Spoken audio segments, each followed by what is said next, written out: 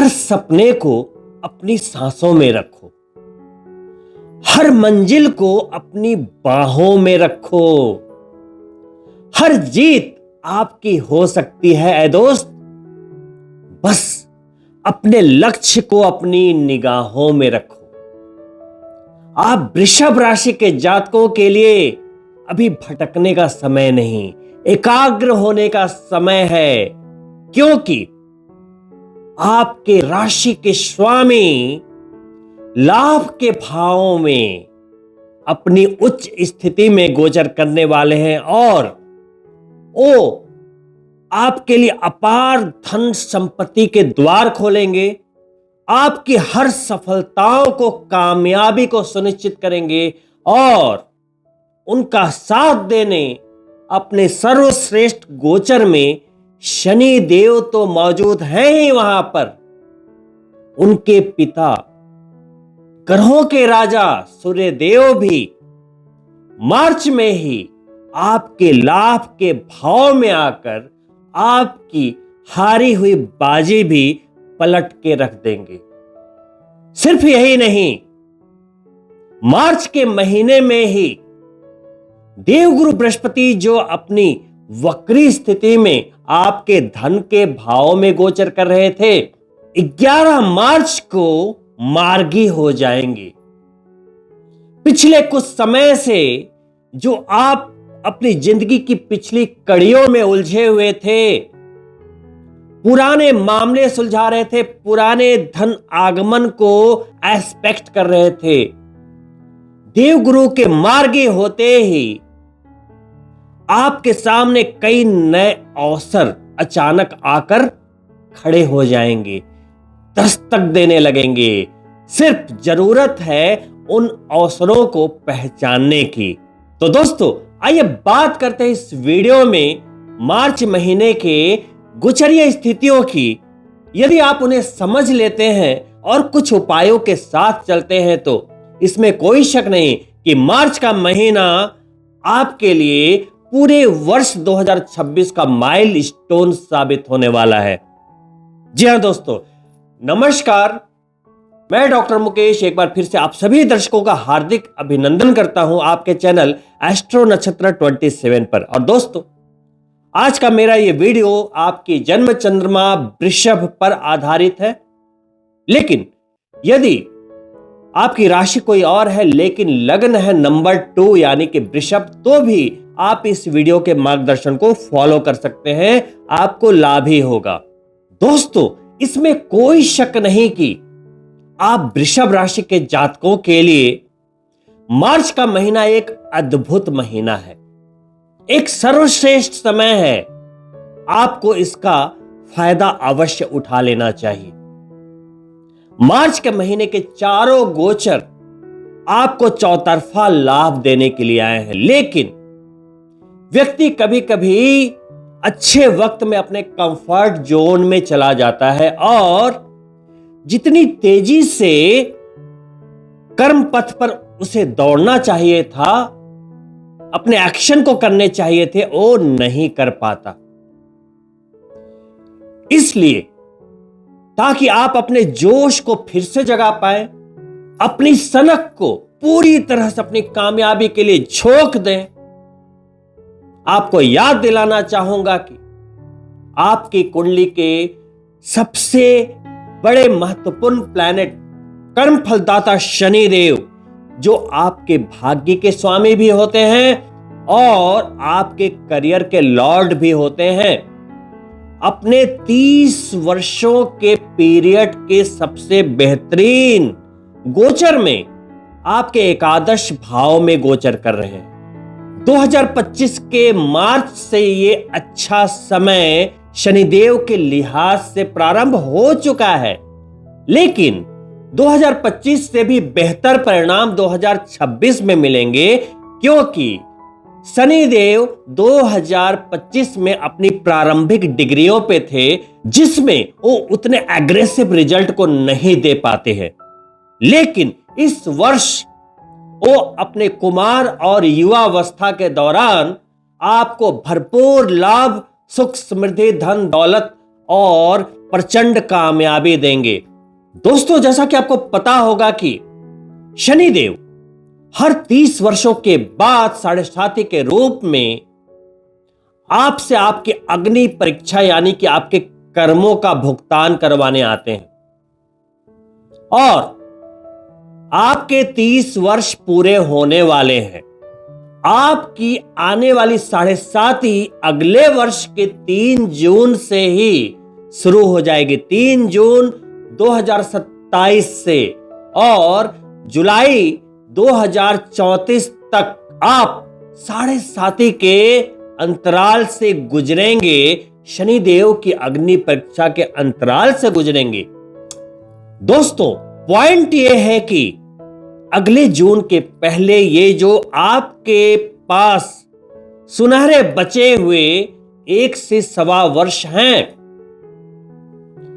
ये एक ऐसा वक्त है जिसमें आप कह सकते हैं कि यदि आप नौका चला रहे हैं नदी में, बहुत ही तेज, आपकी कार्मिक गति बहुत ही तेज है, तो कह सकते हैं कि शनिदेव के बेहतरीन गोचर के रूप में 2026 में हवा का रुख भी आपके साथ है और पानी का बहाव भी आपके साथ है। इस समय आप अपनी कामयाबी की ओर, लक्ष्य की ओर बड़ी तेजी से बढ़ सकते हैं और इसी रफ्तार में और तेजी देने मार्च के ये 4 गोचर आपके समक्ष खड़े हैं। पहले गोचर के रूप में कोई और नहीं बल्कि आपके राशि के स्वामी, धन और वैभव के दाता, लक्ष्मी के दाता शुक्रदेव 2 मार्च को आपके लाभ के भाव में प्रवेश करेंगे, मीन राशि में प्रवेश करेंगे, जो उनकी उच्च राशि है। वहां उनके मित्र शनिदेव पहले से विराजित हैं और वो देवगुरु बृहस्पति की राशि है। एकादश भाव जो आपकी उपलब्धियों को देने वाला भाव है, यश, कीर्ति, मान और सम्मान को देने वाला भाव है, आपकी जिंदगी के हर अचीवमेंट को देने वाला भाव है, वहां जब आपके राशि के स्वामी पधार चुके हैं तो नौकरी में प्रमोशन का मामला हो या बिजनेस में कामयाबी का मामला या आपके मेंटल परफेक्शन का मामला हो, हर मोर्चों पे आप कामयाबी पाएंगे। शास्त्र में लिखा है कि जब शुक्र देव जन्म चंद्रमा से एकादश भाव में जाते हैं तो व्यक्ति निर्भय हो जाता है। निर्भयता क्यों लिखी गई है?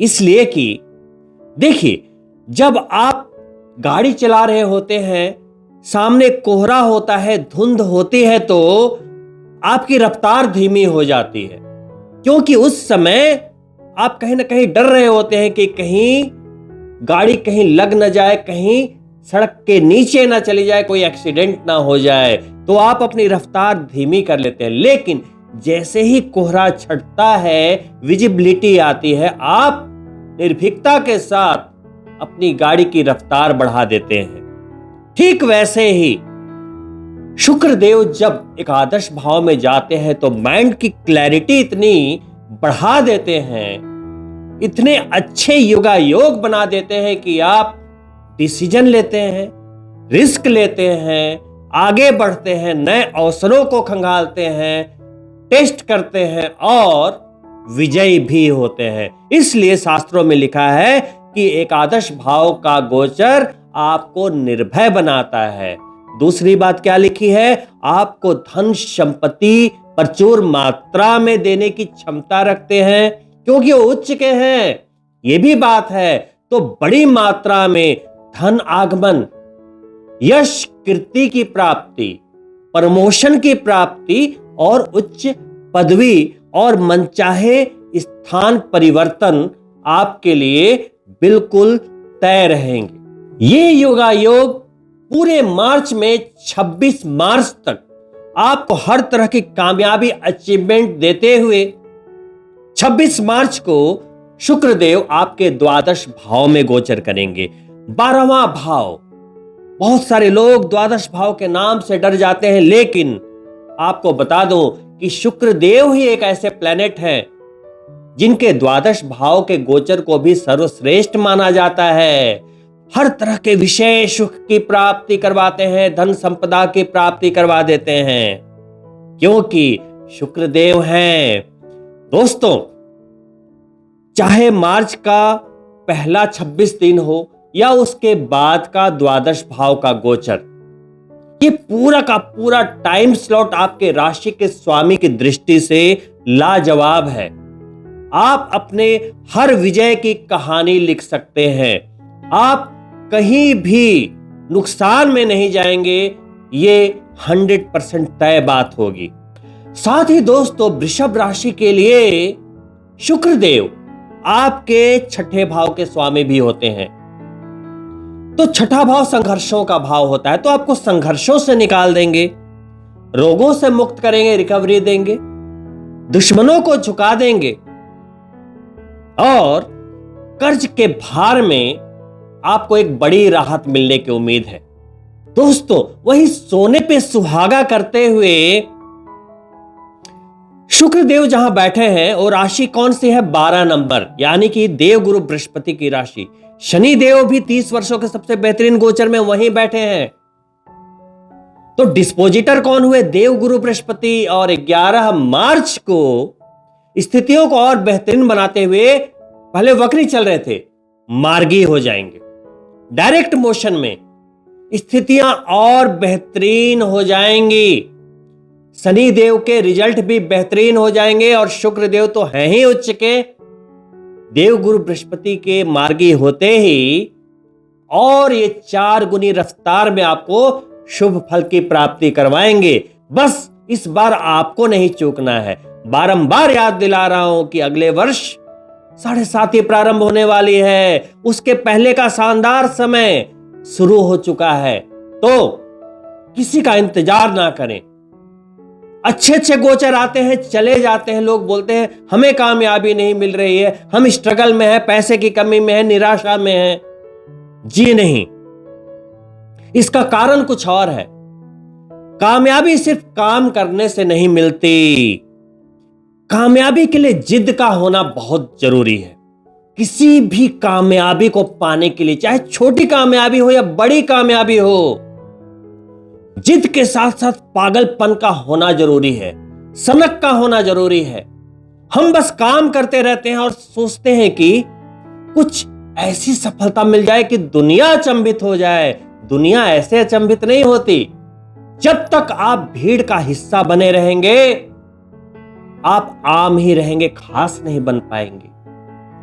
जैसे ही भीड़ से हटके कुछ करते हैं तो लोग बोलते हैं ये पागल है, उधर कहां जा रहा है। लेकिन दुनिया में हमेशा पागलों ने ही इतिहास लिखा है। कहते हैं ना, जब जब जिस पे जग हंसा है उसी ने इतिहास रचा है। ये बातें मैं आपको सिर्फ इसलिए समझा रहा हूं कि ये जो 1.25 साल है, आपके स्वर्णिम साल हैं, कहीं चूक ना जाएं। एक खिलाड़ी थी अरुणिमा सिंह, रात में ट्रेन से कहीं जा रही थी, चोर उचक्कों से पाला पड़ गया। छीना झपटी में चोर उचक्कों ने ट्रेन से उन्हें धक्का दे दिया। चलती ट्रेन में उनके पैर कट गए।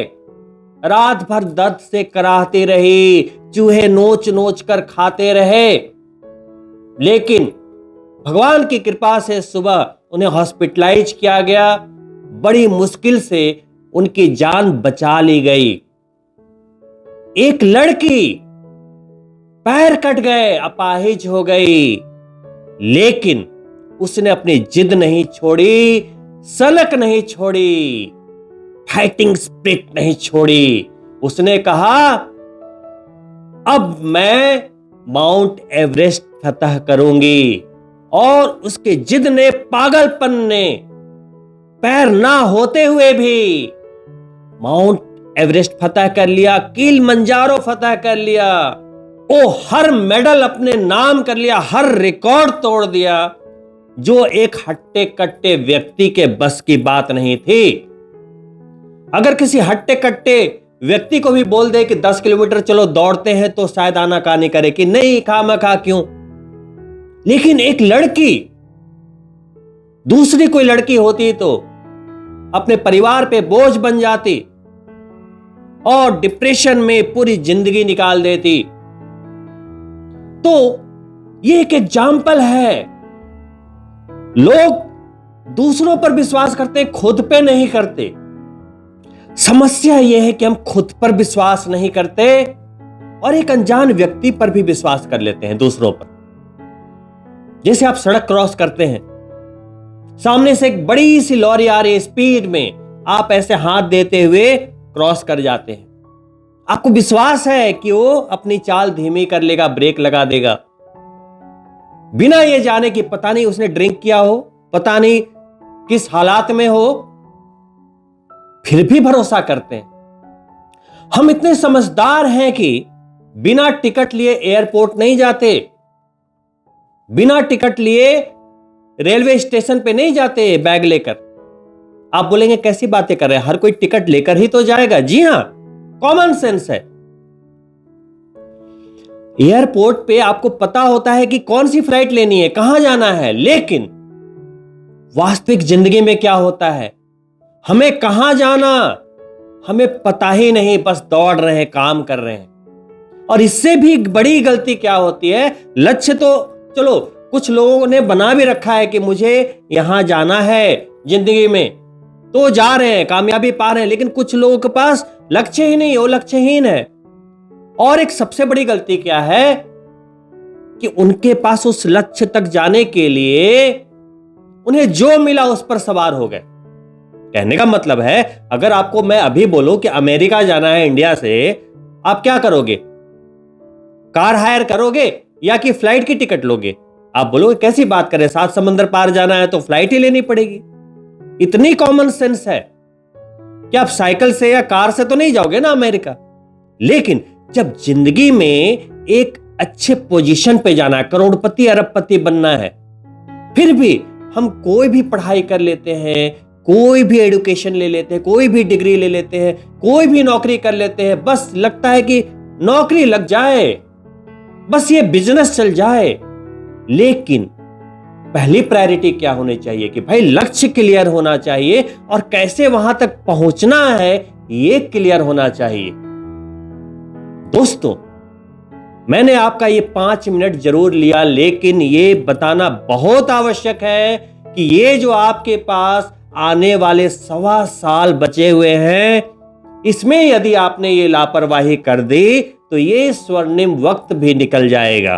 दोस्तों, वही मार्च के अगले गोचर के रूप में आपके चतुर्थ भाव के स्वामी, सुखों के भाव के स्वामी, हमारी आत्मा के कारक ग्रह सूर्य देव अभी आपके 10वें भाव में गोचर कर रहे हैं। 13 फरवरी से 15 मार्च तक आपके 10वें भाव में गोचर करेंगे।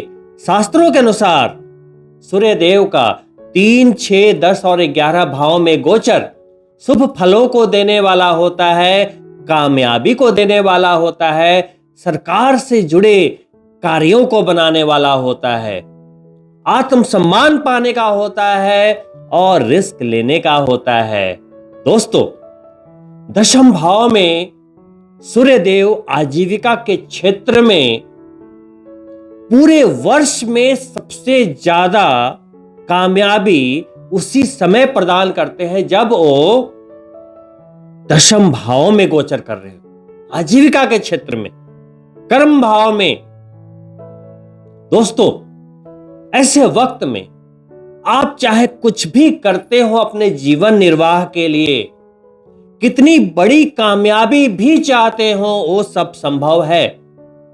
कितनी मात्रा में मिलेगी ये आपकी जन्म पत्रिका पर डिपेंड करता है कि भाई सूर्य के रिजल्ट चाहिए, कामयाबी बड़ी होगी कि छोटी, तो अपनी पत्रिका में सूर्य की पोजीशन देख लें। जैसे कि सूर्य देव 15 मार्च तक आपके 10वें भाव में है, लेकिन अकेले नहीं है, वहां मंगल देव भी हैं, बुध देव भी हैं, और सबसे बड़ी बात है राहु है वहां। ग्रहण दोष का निर्माण हो रहा है, और ग्रहण दोष एक कुंडली में उपलब्ध सबसे बड़े दोषों में महादोष के रूप में वर्णित है। राहु सूर्य को पीड़ा देता है तो सूर्य हमारी आत्मा का कारक है, तो हमारी आत्मा को कष्ट होता है। और आत्मा को कब कष्ट होगा? जब हमें कोई नाकामयाबी मिले, बनते काम बिगड़ जाए, कोई अपना छोड़कर चला जाए, तभी तो आत्मा को कष्ट होगा। तो राहु वही कार्य करता है, कार्मिक बंधनों में उलझाता है, इसीलिए इसको ग्रहण दोष बोलते हैं। लेकिन इस ग्रहण दोष की नकारात्मक ऊर्जा इस बार कम है, क्योंकि राहु को क्या चाहिए था? अमृत। तभी तो विष्णु भगवान ने सर से धड़ अलग कर दिया था अपने चक्र से। इस बार क्या है, आपके सेकंड हाउस में देवगुरु बृहस्पति बैठे हैं, वहां से उनकी 9वीं दृष्टि राहु पर जा रही है। और जब देवगुरु बृहस्पति जैसे शुभ ग्रह किसी दुष्ट ग्रह को देख ले तो उसकी आधी नकारात्मक ऊर्जा, आधी दुष्टता तो ऐसे ही हार लेते हैं, कंट्रोल कर लेते हैं। तो ग्रहण दोष बन रहा है, ये फैक्ट है, लेकिन उसकी नेगेटिव एनर्जी इस बार कम है। ये ग्रहण दोष इस बार सरकार से रिलेटेड बड़े बड़े काम बना सकता है, बड़ी उपलब्धियां दे सकता है। जो लोग बड़े पोस्ट पे बैठे हैं, पावर में हैं, सत्ता में हैं, उनको बड़ी कामयाबी दे सकता है। जो सेलिब्रिटी हैं, अभिनेता हैं, उन्हें बड़ी कामयाबी दे सकता है, क्योंकि राहु सूर्य का ग्रहण दोष सिर्फ नाकामी ही नहीं, बड़ी कामयाबी भी देता है। चाहे आप मुकेश अंबानी की कुंडली देख लो या हमारे प्रधानमंत्री मोदी जी की कुंडली देख लो, दोनों की पत्रिका में ग्रहण दोष मिल जाएंगे। इससे क्या समझ में आता है कि दोष देखकर डरना नहीं है, उसे समझना है। यदि आपकी पत्रिका में भी ग्रहण दोष है तो उसे समझिए, उसके उपाय कीजिए, आध्यात्म की ओर रुख कीजिए। आप देखिएगा कि जिनकी पत्रिका में ग्रहण दोष है और अगर वो प्रचंड कामयाबी उन्होंने पाई है तो तभी पाई है जब उन्होंने अपना रुख आध्यात्मिकता की ओर किया है, अपना रुझान आध्यात्मिकता की ओर बढ़ा दिया, कामयाब हो गए। दोस्तों, कर्म जरूर है लेकिन आध्यात्मिकता आपकी सोल है। अगर आपकी पत्रिका में भी ग्रहण दोष या पितृदोष है तो जल्द से जल्द अपनी पत्रिका की विवेचना करवा के उसके उपायों को कर लेने चाहिए। दोस्तों, वहीं 15 मार्च तक आजीविका से रिलेटेड, करियर से रिलेटेड कई लाभ देते हुए, नई नौकरी, नई पहचान देते हुए 15 मार्च को मीन संक्रांति के दिन सूर्यदेव एकादश भाव में लाभ के भाव में प्रवेश करेंगे। और शास्त्र ये भी कहते हैं कि एकादश भाव में सूर्यदेव का गोचर अच्छा है, 3, 6, 10, 11। लेकिन वहां पहले से शनिदेव बैठे हैं, आपके राशि के स्वामी शुक्रदेव वहां बैठे हैं उच्च की राशि में। अब सूर्यदेव आ गए लाभ के भाव में। सूर्यदेव जब लाभ के भाव में आते हैं तो बड़े बड़े लाभ आते हैं, मान सम्मान में बढ़ोतरी होती है, प्रमोशन रुके हुए थे वो हो जाते हैं, बिजनेस व्यापार के बड़े लाभ निकलकर सामने आते हैं, बड़ी उपलब्धियां, मानसिक प्रसन्नता, कामयाबी ही कामयाबी, सफलता ही सफलता। ये इन गोचरों का कहना है। आप कितनी ले पाएंगे ये आपके गट्स के ऊपर डिपेंड करता है, आपकी शनक और जिद के ऊपर डिपेंड करता है। और अब आपकी मजबूरी है कि आपको अपनी रफ्तार बढ़ानी पड़ेगी। और दोस्तों, अंतिम गोचर के रूप में 21 मार्च को आपके धन भाव के स्वामी बुध देव मार्गी हो जाएंगे। फाइनेंस और धन से रिलेटेड मामले सरल हो जाएंगे, धन आगमन के रास्ते सुगम हो जाएंगे और आप बड़ी तीव्रता से आगे की ओर बढ़ेंगे। तो दोस्तों, ये थे मार्च के लाजवाब गोचर। रंग भरे त्योहार होली के साथ शुरू होने वाला ये शुभकारी महीना, माह के मध्य में हिंदू नए वर्ष के प्रारंभ के साथ चैत्र शुक्ल प्रतिपदा के दिन माता रानी का आगमन भी हमारे घरों में होगा और माता आदि शक्ति के आशीर्वाद के साथ मार्च के महीने में आप सभी वृषभ राशि के जातक बड़ी तीव्रता से अपने लक्ष्य की ओर बढ़े। इन्हीं शुभकामनाओं के साथ मैं आपसे अनुमति चाहूंगा और अंत में आपसे अनुरोध करता हूं कि यदि आप पहली बार मेरे चैनल को देख रहे हैं तो सब्सक्राइब करते हुए जाएं, साथ ही बेल बटन जरूर ऑन कर लें ताकि आने वाली वीडियो के नोटिफिकेशन आपको प्राप्त होते रहे। साथ ही वीडियो पसंद आई हो तो लाइक करना ना भूलें और साथ ही अपने मित्रों के लिए शेयर अवश्य करें। बहुत ही जल्द मिलता हूं दूसरी वीडियो में दोस्तों, तब तक के लिए नमस्कार मित्रों।